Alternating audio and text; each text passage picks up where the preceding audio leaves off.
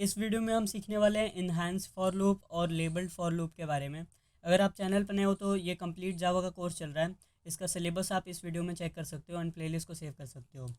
So enhance for loop या इसको हम फॉर ईच लूप भी कहते हैं, ये जस्ट फॉर लूप का एक इन्हांस वर्जन है।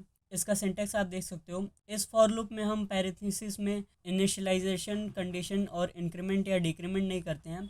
जस्ट यहाँ पे हम रिटर्न टाइप लिखते हैं, देन एक वेरिएबल का नेम लिखते हैं एंड उसके बाद से हमारा जो कलेक्शन होता है एरे का उसको यूज़ करते हैं। फॉर एग्जांपल मेरे पास यहाँ पे एक एरे है बुक्स का।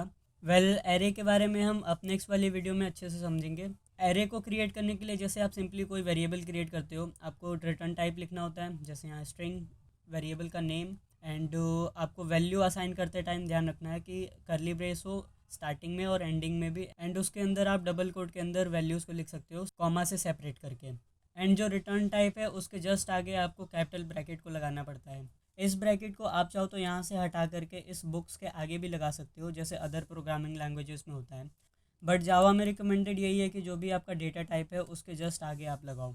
हमारे पास एक बुक्स नाम का एरे है जिसके अंदर कुछ एलिमेंट्स पड़े हुए हैं। अगर मैं चाहता हूँ कि इस एरे में से मैं एक एक एलिमेंट्स को उठाऊँ और उसको प्रिंट करूँ, तो नॉर्मल फॉर लूप से मैं क्या करूँगा, एक इनिशियलाइजेशन करूँगा, फिर उसको कंडीशन लगाऊंगा कि बुक्स डॉट लेंथ। इसकी लेंथ कितनी है 4, तो यहाँ पे 4 आ जाएगा। तो आई अगर लेस है 4 से तो हम बुक्स में आई की पोजीशन को प्रिंट करा रहे हैं, मतलब हिंदी इंग्लिश साइंस ये सब प्रिंट होते जाएगा एक एक करके एंड आई की वैल्यू इंक्रीमेंट हो जाएगी। एरे के बारे में आप अभी उतना ध्यान मत दो, हम इसको डिटेल में समझने वाले हैं, आप जस्ट फॉर लूप की तरफ ध्यान दो। तो मैंने इसको रन किया तो हिंदी इंग्लिश साइंस ऐसे करके नेक्स्ट लाइन में प्रिंट हो रहा है। बट यहाँ पे मेरे को इतना ज़्यादा कोड लिखना पड़ा, इनिशियलाइजेशन वगैरह करनी पड़ी। तो इससे आसान तरीका हमारे पास है कि हम इन्हांस फॉर लूप का यूज़ कर लें। तो इसमें जस्ट क्या करना होता है, यहाँ पे रिटर्न टाइप लिखना होता है। रिटर्न टाइप हम वही लिखते हैं जो भी हमारा जो कलेक्शन है, मतलब एरे है, उसका रिटर्न टाइप हो। तो यहाँ पे मैं स्ट्रिंग लिख दूंगा। अब यहाँ पे मैंने स्ट्रिंग टाइप का एरे बनाया है तो मुझे एरे यहाँ पे बनाने की ज़रूरत नहीं है, मैं बस स्ट्रिंग लिखूँगा। देन यहाँ पे आप कुछ भी नाम दे सकते हो।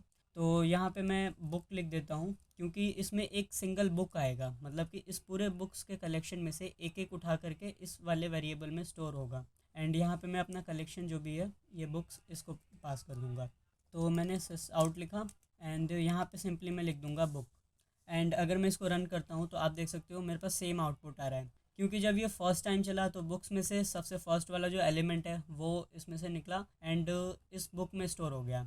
देन हमने इसी वेरिएबल को यहाँ पे प्रिंट करा लिया। देन फिर नेक्स्ट आइट्रेशन हुआ, ये वाली वैल्यू आई एंड बुक में स्टोर हो गई। देन हमने अगेन बुक को प्रिंट करा लिया, तो ऐसे करके पूरा एलिमेंट जो है यहाँ पे एक्सेस हो गया। जस्ट यही होता है इन्हांस फॉर लूप या फिर फॉर ईच लूप। अब बात करते हैं लेबल्ड फॉर लूप की। ये भी जस्ट एकदम सिंपल है। आप जैसे नॉर्मली लूप्स लिखते हैं वैसे ही आपको लिखना है। स्टार्टिंग में आप ऐसे नाम दे सकते हो उस लूप का। मैं चाहूँ तो यहाँ पे इसको भी नाम दे सकता हूँ, जैसे मैंने यहाँ पे लिख दिया कॉलम एंड यहाँ पे मुझे एक कोलन लगाना पड़ेगा। लेबल्ड मतलब जस्ट यही कि आपने उस चीज़ को नाम दे दिया एक।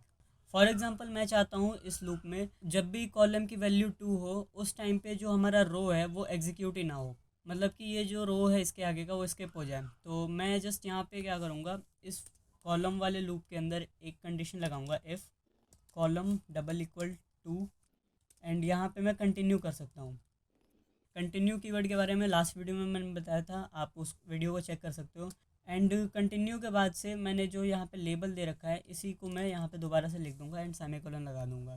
तो अगर मैं इसको अब रन करता हूँ तो आप देखोगे मेरे पास जस्ट इतना प्रिंट हो रहा है, क्योंकि रो की वैल्यू 1 है, कॉलम की वैल्यू भी 1। यहाँ पे कंडीशन फॉल्स हो गई तो हमारे पास एक स्टार प्रिंट हो गया। अब नेक्स्ट टाइम कॉलम की वैल्यू यहाँ पे 2 हुई, कॉलम की वैल्यू 2 होते ही यहाँ पे कंडीशन ट्रू हो गया एंड कंटिन्यू हो गया, मतलब कि इसके आगे का स्टार प्रिंट नहीं हुआ, यहाँ पे नेक्स्ट लाइन भी नहीं आया। तो ऐसे करके हमारे पास ये चीज़ एग्जीक्यूट हो रहा है, तो इस वजह से हमारे पास ऐसा पैटर्न प्रिंट हो रहा है। इसको मैं क्या करता हूँ, रो की जगह पे कॉलम कर देता हूँ। अब आप देखोगे कॉलम यहाँ पे स्किप होगा। कॉलम का वैल्यू जितनी बार भी 2 होगा कंटिन्यू हो जाएगा कॉलम, मतलब कि ये वाला फॉर लूप जो है वो कंटिन्यू हो जाएगा। तो ये वाला जो लाइन है वो एग्जीक्यूट नहीं होगा बट ये वाला लाइन एग्जीक्यूट होगा, क्योंकि हमने कंटिन्यू किया है जस्ट इस फॉर लूप को। तो इसलिए हमारे पास ऐसा स्टार पैटर्न प्रिंट हो रहा है। आई होप आपको लेबल्ड फॉर लूप और इन्हांस फॉर लूप समझ में आ गया होगा अच्छे से। लेबल जस्ट यही है कि आप उसको नाम दे रहे हो एक, देन उस नेम को यूज़ करते हुए आप ब्रेक या फिर कंटिन्यू स्टेटमेंट को ईजिली यूज़ कर सकते हो। इस वीडियो के लिए बस इतना ही। अगर वीडियो अच्छी लगी तो वीडियो को लाइक और चैनल को सब्सक्राइब कर देना। Thank you so much guys for watching.